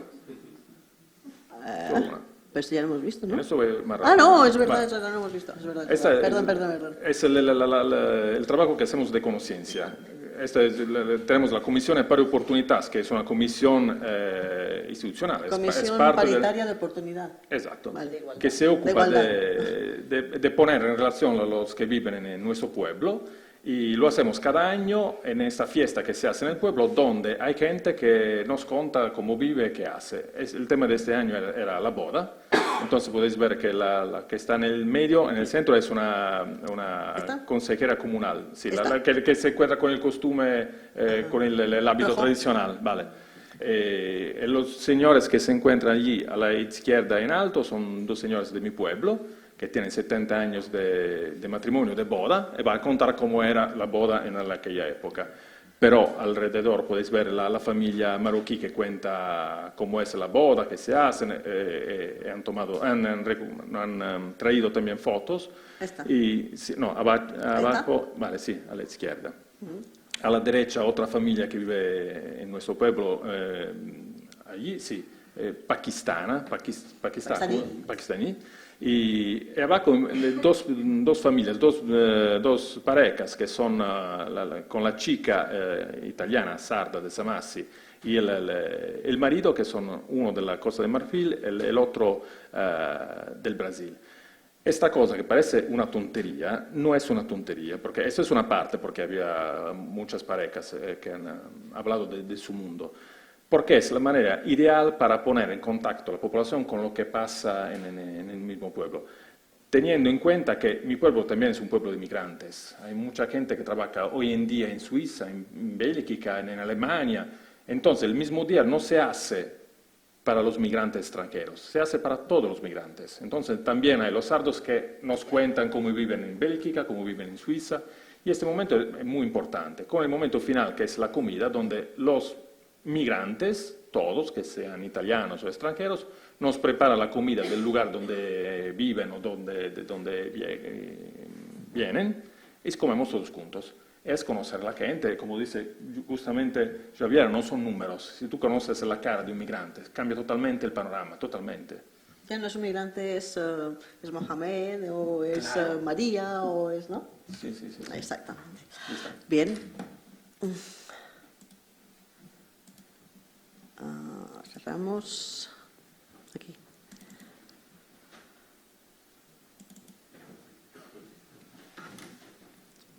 Este es Stefano. Cuéntanos. Un clásico ejemplo de buenismo, diría. Creo que no. Ese brazo no es de Sí, buenismo. no. Ese tatuaje. No, eso no es de buenismo, no. Bueno, nada, ¿qué hay que contar? Le estaba enseñando a Shakira a escuchar su corazón y antes le estaba haciendo escuchar el mío para hacerle entender que eran iguales, porque nos miraba y me miraba los tatuajes como si fuera un extraterrestre, ¿no? Un poco. Sí. Y eso es, la historia de Shakira, sobre todo de su madre. Ella se llama tiene Shakira? Shakira. Menos de 4 años, su madre estuvo detenida, poco menos de 5 en los campos libios y, bueno, de más está decir que Shakira es fruto de violencias Estas son las historias que se encuentran en nuestro mar, pero son sabes trágicas de y eso? hermosas, ¿no? ¿Y qué sabes de Shakira ahora? Ahora tendría que estar en Messina por las últimas informaciones que tengo, pero intentamos no, aunque es difícil, no tener muchas conexiones porque es un riesgo ayudar. Nos podrían en serio acusar de que somos traficantes si tuviéramos contactos muy directos con la gente que ¿Pero cómo se ayudamos. hace para desligar eso, la emoción? Bueno, yo intento y me dicen que soy uno de los más fríos, pero no de tener un destaco muy profesional, porque no tampoco creo. Existe una diferencia cultural y que no quiero nunca invadirla con los niños, es imposible porque te saltan encima, no se puede. El destaco es imposible porque existe Facebook, te escriben. Buscan Mediterráneo y te encuentran, así que no. Por eso sé las pocas informaciones a resguardo. Vamos a ver. Cerramos. Vale, ¿qué es esto? Este es el último de los dichos target que encontramos. ¿Estas son las barcazas así? ¿Todas son Esto, así? sí, ahí adentro hay 98 personas. Esta es la última de la misión, la encontramos el 3 o el 4 de agosto. Y bueno, imagínense que en ese mar que ven ahí, que parece aceite, todo muy fácil, ¿no? La operación de rescate. ¿Quién está rescatando en estas horas? La Itamari que citaban antes, ya es toda otra situación. Desafortunadamente acá no se ve, pero bueno, Aquí. ahí hay una... Aquí está Ahí hay Patricia. un nene, ahí acá en el medio. Un Pero nene. en la trompa de esta barcacha, no sé cómo le llaman, había 20 niños. En total eran 22 de la proa, desde 4 meses a 4 años. ¿Todos niños? Todos niños. ¿Y eran hijos de estas personas? La mayor parte, sí, había 4 menores no acompañados, no sé si esa es la definición, tenían desde 10 a 14 años. Pero, como les explicaba antes, en esa situación son todos hijos de todos, se crea una comunidad muy fuerte, se aprenden muchos valores de estas personas en esa situación, porque los sujetos más débiles son... Todos intentan curarlos y son una prioridad para todos. No se ven, pero ahí había 20 niños, por eso les digo que cuando uno se acerca ahí se asombra. Yo como sanitario voy en la primera lancha, soy el primero en llegar y en ver. Nos esforzamos por un año para aprender que los primeros que hay que contar son cuántos niños hay, y en esta última situación fue imposible, porque hasta que nos subimos todos de nuevo en la Marión y al barco, no hubo manera, tuvimos que contar, a recontar, porque eran muchos, y eso es extraño, y no sé, puede ser que esté cambiando algo de la otra parte, porque nunca se han visto así con tantos niños en un solo barco. Vale. Ahora me toca a mí hablar. Ay. Bueno, yo había elegido esta primera,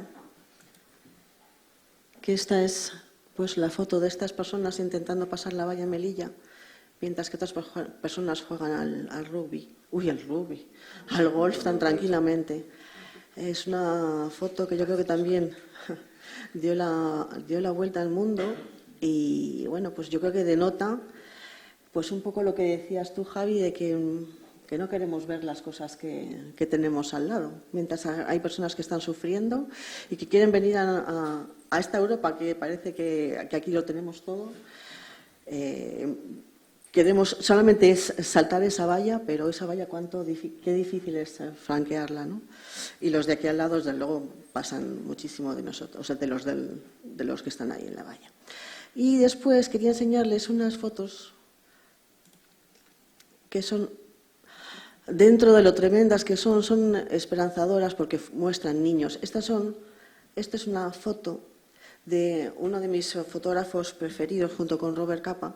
Se llama Mohamed Muhaisen, ha tenido muchísimos premios, varios premios Pulitzer, Y estos son campos en Jordania, son refugiados sirios en Jordania. Aquí vemos a esta nena jugando. Él, bueno, pues está especializado, bueno, por lo menos es lo que él le gusta fotografiar a los niños, que al fin y al cabo pues son los más frágiles en estas situaciones.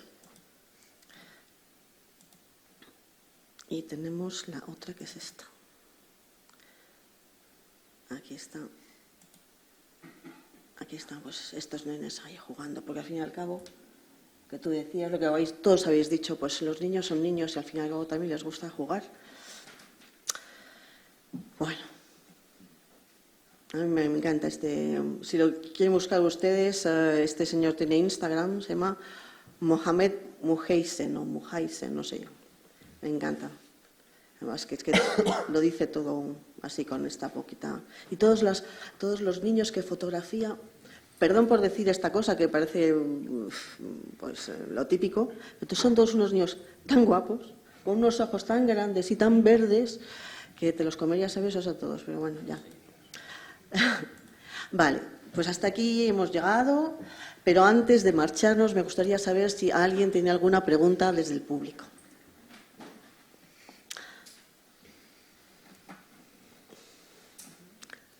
A ver, por favor. Quería preguntarle al señor párroco que cuando tú estás haciendo esto en la Iglesia, tus jefes, tus superiores, ¿qué opinan? Pues mira, ¿sabes lo que pasa? Que es que el Evangelio nos ha enseñado a desobedecer. Entonces, pues precisamente por eso yo personalmente no tengo mucha relación con los jefes. No sé si es bueno o malo, pero no la tengo.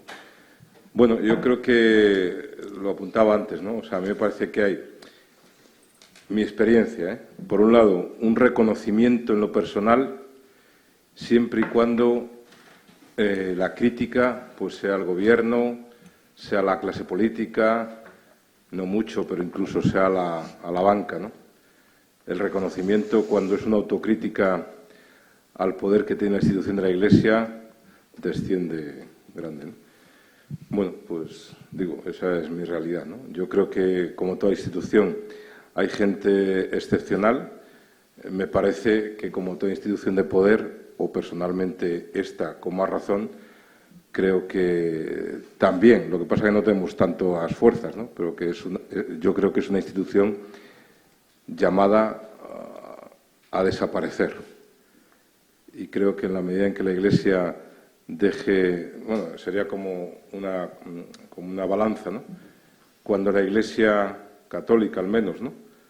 O cuando las confesiones religiosas, todas, nos preocupemos más de vivir al estilo de la enseñanza que decimos seguir, yo creo que la institución irá perdiendo peso.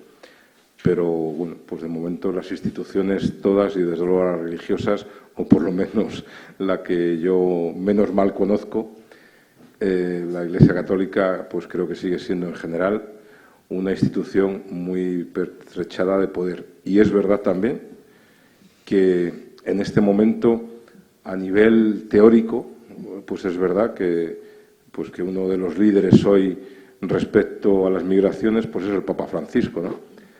Para mí el problema que tenemos creyentes y no creyentes, pero especialmente los creyentes, pues es que hablamos mucho del Papa, pero no hacemos caso a lo que el Papa nos invita. Porque el Papa nos invitó a tener las parroquias abiertas. Y, hombre, que en Madrid, joder, es que esto es muy grande, ¿no?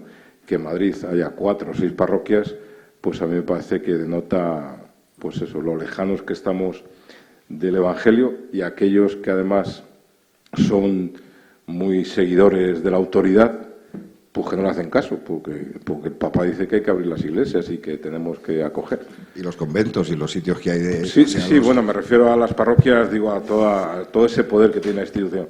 Sí. Sí, claro, sí. O sea, a mí se me abren las carnes cada noche cuando vamos con las compañeras de la red a la puerta del SAMUR, porque tú miras la puerta del SAMUR, sabéis que este nuevo ayuntamiento pues cerró unas verjas que hay, con lo cual ni siquiera ahora cuando llueve las personas se pueden refugiar en un soportal.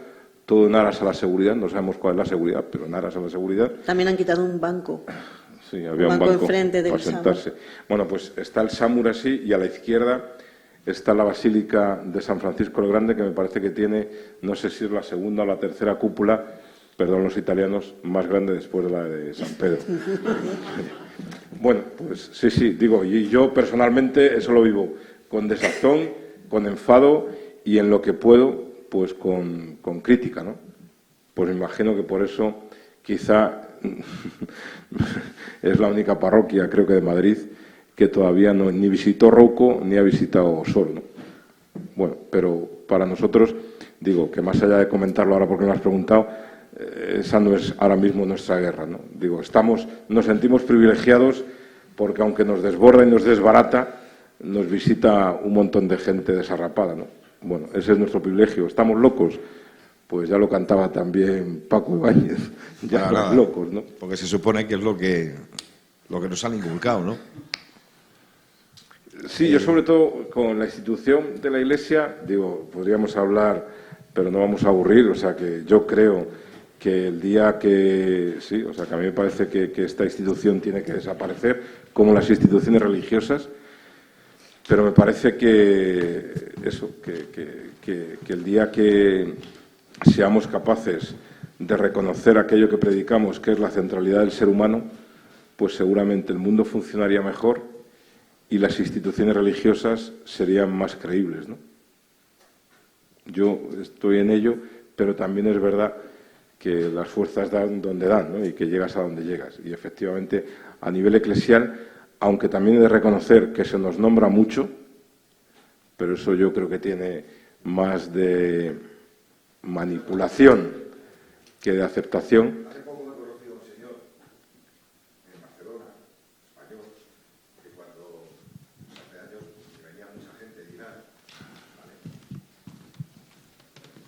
Este señor sin saber idioma, sin saber nada, simplemente porque sí, les echaba una mano, ¿no? Y entonces le preguntaba yo, digo, pero tú, ¿cómo es posible que en los años 50, en los años 60, con el problema político que teníamos aquí, cogieras a una persona, la llevaras a un médico, la llevaras a solucionar papeles, la llevaras a... O sea, estabas haciendo realmente de embajador, ¿no?, de esta gente. ¿Y por qué lo hacías? Y lo que me contestó el hombre es porque son tan personas como yo. O sea, es lo que deberíamos hacer. ¿Más preguntas?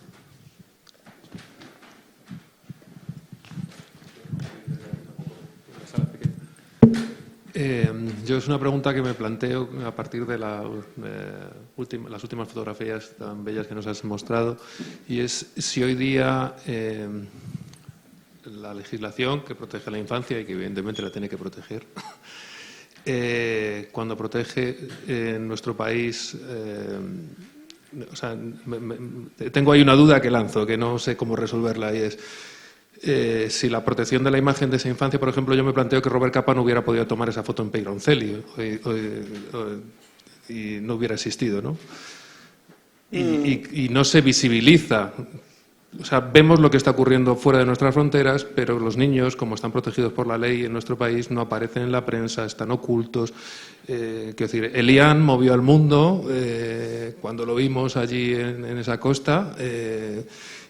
Pero claro, lo que no vemos no nos conmueve, pero también entiendo que tiene que estar protegido porque, pues eso, marcamos a esos niños, ¿no? Entonces es una cosa que no sé cómo se podría resolver o si tiene resolución en ese sentido. Y luego cuando se hablaba también del problema de que son los gobiernos europeos, la cuestión es que los gobiernos los elegimos nosotros, ¿no? Y también me planteo cómo la generación de mi madre vivió la guerra y fue bombardeada. Yo siempre la he oído cuando salían cosas terribles en la televisión, cómo empatizaba. Yo no sé si mi generación ya ha corrido esa distancia y es incapaz de empatizar. Yo creo que lo que estás trabajando tú es una vacuna muy efectiva que debería extenderse. No sé si estamos aún a tiempo de trabajar en ello antes de que se produzca algo más grave, ¿no? En fin, es una reflexión casi más que una pregunta, perdonad. Rico, ¿quieres saber? contestar? No, estoy totalmente de acuerdo, sí, sobre todo yo lo veo cuando, en mi familia también, cuando hablas o ves la tele, el periódico que habla de las cosas, hay mis abuelos que reagiscono, como se dice, reaccionan de manera totalmente diferente. Ahora ver un muerto en la calle es normal, ¿qué pasa? Es un muerto. Antes todo esto era diferente. Tenemos que trabajar, repito, en la cultura, en la idea que hay algo que cambiar como chip mental, porque si no, no lo solucionamos. No es una vida virtual, es una vida real. Y todo esto es un problema muy claro, porque si va a ser real, va a tener el justo peso que tiene que tener. Ahora hablamos mucho más haciendo siempre ahora, como Xavier hablaba del capital, de las mercancías. En Maputo, con 1 millón de personas que no saben cómo se llaman ni dónde viven, el problema es ampliar el puerto para las mercancías. En Maputo hay la estación del ferrocarril, dice que es la tercera más bonita del mundo, porque la han realizado los portugueses en época donde había un montón de dinero utilizado desde África, vacía, totalmente vacía, porque la gente no puede permitirse el billete del tren. Pero toda la estación está realizzata para transportar mercancías, ¿cómo se dice? Merci da vendere. El hombre no tiene ningún peso. Todo eso es un problema importante, porque hoy es para ellos, mañana puede ser que es para nosotros el problema. No se sabe la frontera sur cuánto sube. Y al final, ¿qué hacemos? Vale. Nosotros... Perdona, un segundo, con lo de los niños, yo no lo tengo claro. Pero a mí me parece que, salvando ese derecho que tienen, yo creo que ahí también hay una línea que es a veces esa solidaridad del morbo, ¿no? O esa solidaridad ensangrentada, ¿no?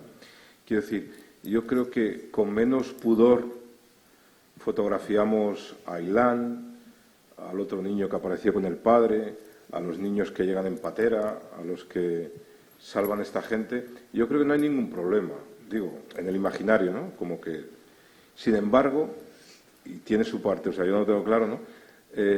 Somos muy pudorosos, quizá porque nos hemos instalado en el mundo del derecho, somos muy pudorosos a que una fotografía de un parque salga mi hijo, y tiene su sentido, ¿no?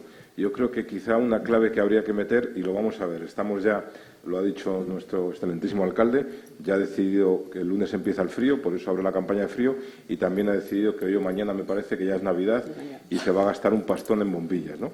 Bueno, va a la zaga del de Vigo, que es el que la tiene más grande y por eso se va a gastar más dinero, ¿no? En iluminación navideña. Pero decía esto porque lo vamos a ver, ¿no? Ya viene Navidad, ya veremos cómo de aquí a muy poquito empiezan las imágenes truculentas de ONGs o de empresas revestidas pues para sensibilizarnos, ¿no? Yo creo que el elemento de ese encarnizamiento que a veces se hace en la imagen de la vida de los pobres tendríamos que considerarlo, además también del derecho. Pero claro, ¿cómo eso hace para que no colisione con lo que decía Enrico, ¿no? Que lo que no se conoce, pues es verdad que no se conoce.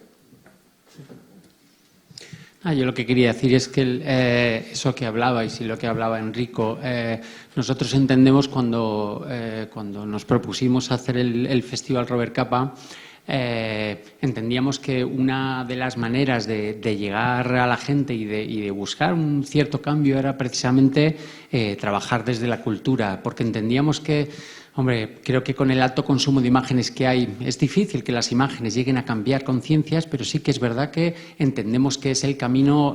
Bueno, antes decíamos que las imágenes cambiaban el mundo, hoy lo que pretendemos de otra manera es al menos crear conciencias, y eso no es poco, ¿no? Entonces, la pregunta iba por... como nosotros, ¿no? Desde la universidad entendemos que ese es uno de los caminos fundamentales, ¿no? El que la cultura muestre que somos iguales. Te quería preguntar en general, pero a ti en particular, ¿qué respuesta has encontrado en Europa precisamente a cuando vas, si es que te han invitado o has podido ir, ¿no?, a proyectos europeos y decir, señores, esto funciona. Desde la cultura realmente nosotros entendemos y somos capaces de demostrar y tenemos datos claros el que todos somos iguales, solo tenemos que contarnos los unos a los otros. ¿Cuál es la respuesta de Europa, ¿no? Que cada vez que hablo parece que soy un alcalde raro. Pero no puede ser, porque funciona. No hago nada de anormal, hago lo normal. Mi comunidad hecha de gente que vive junta, hay que encontrar la manera para vivir bien. Estamos haciendo nada más. Pero falta el coraje para decir que son temas complicados. Y hablar de estos temas es algo que muchos vale, ahora voy a elecciones, no sé, el año próximo sí puede ser. Yo he propuesto este proyecto a muchos alcaldes que viven alrededor de mi pueblo. Es todo un área que trabaja con la agricultura, con los campos. Todos tenemos inmigrantes que trabajan en el campo. He dicho, vale, hacemos algo un poco más, ¿cómo se dice?, largo con el territorio. Sí, pero no sé, ahora voy a hablar con él. Sí, falta el coraje, pero al final todo esto va a ser un problema para ellos, no para mí, porque nosotros estamos empezando a entender el futuro de manera diferente. Yo espero el resultado, no hoy, cuando los niños que ahora van a ver con 13, 14 años en la Ceuta van a votar cuando tienen 18. Empezamos ahora a cambiar el mundo con la cabeza de los niños, si no, no cambia. Los grandes es diferente que tenemos el tiempo. Puede ser el símbolo que tiene un poco más de humanidad, trabaja como símbolo. Pero si tenemos que cambiar la comunidad, hay que trabajar juntos con los niños que ahora tienen 13, 14 años, que se afacciano al mundo, eso estamos haciendo. Pero la cultura es fundamental, totalmente. ¿Alguna pregunta más? Sí, por favor. Bueno, dentro de la responsabilidad que tenemos los ciudadanos para poder elegir a nuestros representantes, a mí me encantaría poder elegir a un alcalde raro y a un presidente raro como tú, Enrique. Muchas gracias.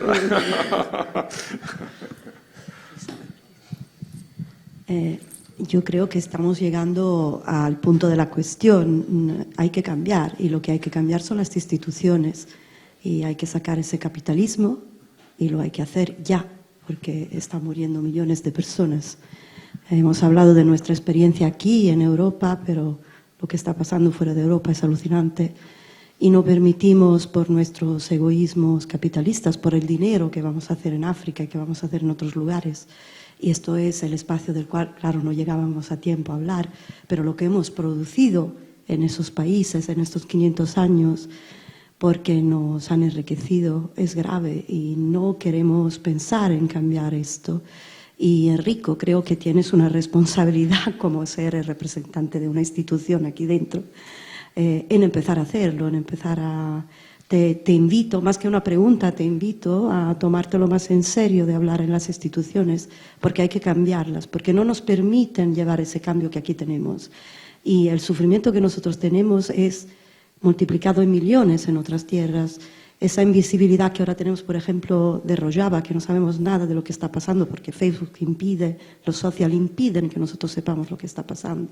Esa revolución, que es muy parecida a la que tuvimos aquí hace 85 años, que funcionó tan bien porque se basaba en ser solidaria, que nos aplastaron, y nos aplastaron de la misma forma.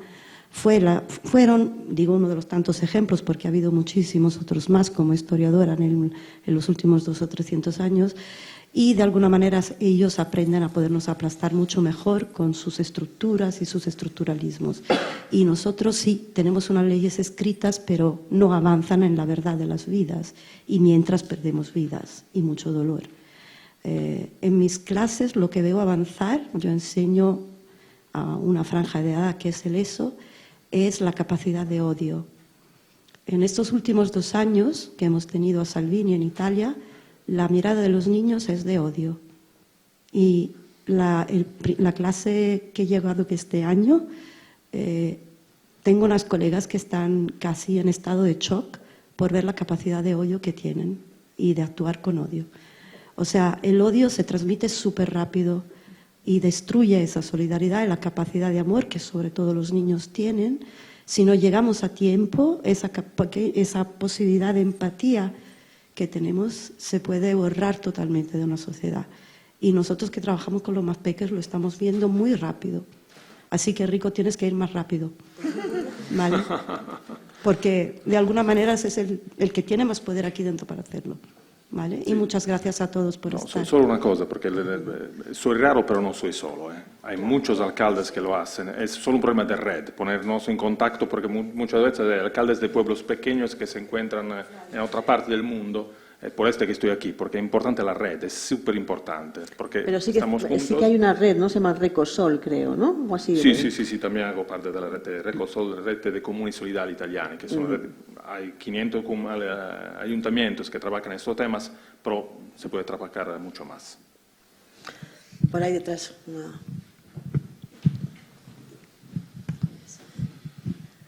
Pues estaba pensando yo también en el tema de las fotografías de los niños cuando ha surgido la pregunta y recogiendo la reflexión que haces sobre cómo llegar a conocer para empatizar, pero sin acudir al morbo.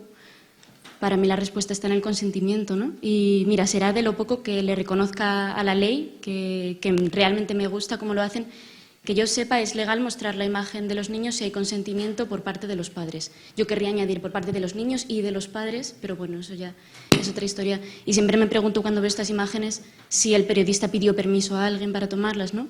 Y me parece que cuando este tipo de fotografías se difunden por todas partes, no estamos viendo a estas personas como iguales. Cuando ves a un niño sufriendo en una fotografía y no sabes nada más de su historia, le estás convirtiendo en un sujeto pasivo, ¿no? Y cuando es más digno de lástima que de derechos, es mucho más fácil negociar hasta qué punto le das o le quitas porque todo es un regalo. Entonces, para el alcalde que está tan preocupado con el tema de la cultura, yo también, es mi de formación profesional, y querría introducir el concepto de cultura del consentimiento, que me parece que es una cosa muy importante que noto que le falta un poco al mundo de la solidaridad.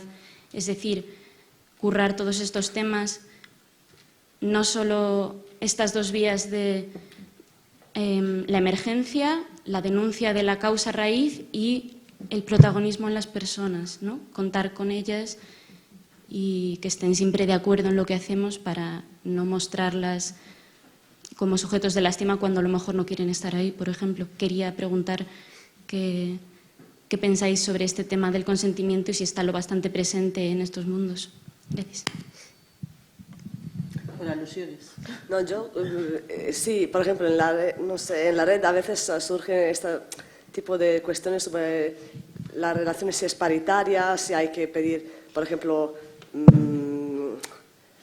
a ver, no todos los migrantes que llegan son politizados, por ejemplo, cada uno tiene su historia, a lo mejor no quiere involucrarse, no es que por ser migrante quiere salir en los medios o quiere ser parte de un movimiento político, no sé si me... Y en general también, bueno, yo creo que la horizontalidad es muy importante y lo que decía antes del conocimiento directo, no tanto en fotos, sino que el conocimiento de la persona es mutuo. Es decir, ella también tiene que conocer a mí. Porque, bueno, las experiencias yo personales que he tenido es que hay muchos prejuicios mutuos. O sea, muchos preconceptos también por parte de personas hacia mí. Entonces, yo creo que es un conocimiento, es muy enriquecedor y también, no sé, es una manera de realmente de tener una relación paritaria en que no hay racismo de ninguno de los dos sentidos, quiero decir, no hay preconceptos en ninguno de los dos sentidos. Todo se va destruyendo poco a poco. La idea que uno tenía de mí o la idea que yo tenía de ellos, pues básicamente se va deshaciendo frente a la realidad. De todas formas, sí, o sea, siempre la persona no puede ser un sujeto, o sea, no es una persona que tú ayudas pasivamente. De hecho, por eso yo decía, no es solidaridad hacia los demás simplemente, sino que es una acción también para construir un tipo de sociedad, nuestra sociedad, la mía. No sé.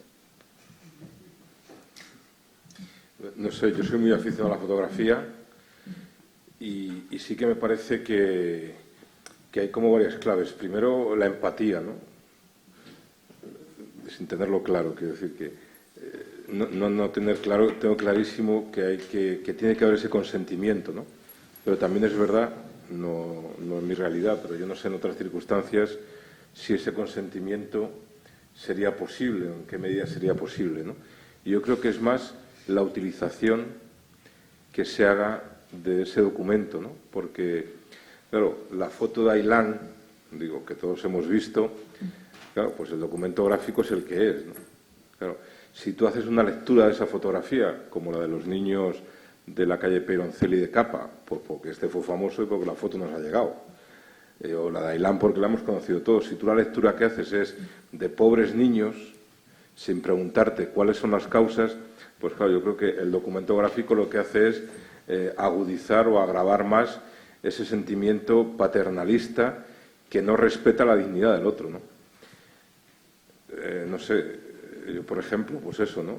Tengo claro que a muchos niños que le tiras la fotografía, en nuestro caso en la parroquia, desde luego, ¿dónde la vas a usar? Claro, no hay una publicidad de esas fotografías, pero también es verdad, fíjate, que creo que tenemos que tener presente, yo lo aprendí de un señor que se llama, un cura también de París, francés, el que fundó la asociación Cuarto Mundo, Joseph Grusinski, o así, mi francés es como, bueno, él era polaco, es como el latín, pero se llama algo así, que funda con otra gente la asociación Cuarto Mundo, y entonces él cuenta una anécdota, empieza diciendo que yo soy muy aficionado a la fotografía, ¿no? Pero él cuenta una anécdota que estaba donde hoy está el campo de Saint-Denis, en París, que él, por unas razones, falta un tiempo y que conocía mucho unas chabolas que había allí, donde hoy está el campo de Saint-Denis, ¿no? Que vuelve y de repente la gente ha desaparecido. Entonces que él empieza a preguntarse, claro, ¿qué queda en la historia? La historia que queda, o aquí está la profesora, generalmente es la historia de los vencedores, la historia o de los que han triunfado, o al menos el relato que ellos nos han hecho, ¿no? Y entonces este hombre empieza a decir, pues a todos sus colegas que estaban trabajando en lugares de chabolas, que documenten la historia de los pobres, ¿no?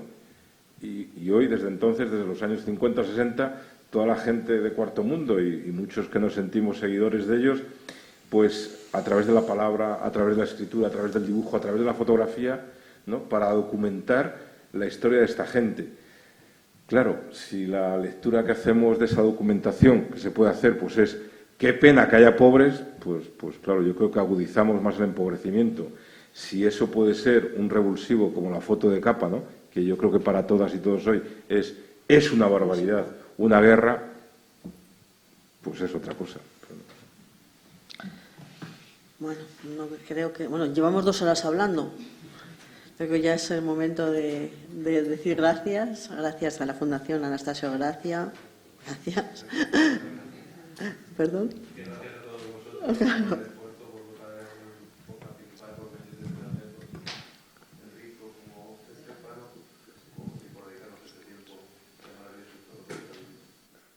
Bueno, pues entonces gracias a Estéfano, a Enrico, a Ana, a Javier.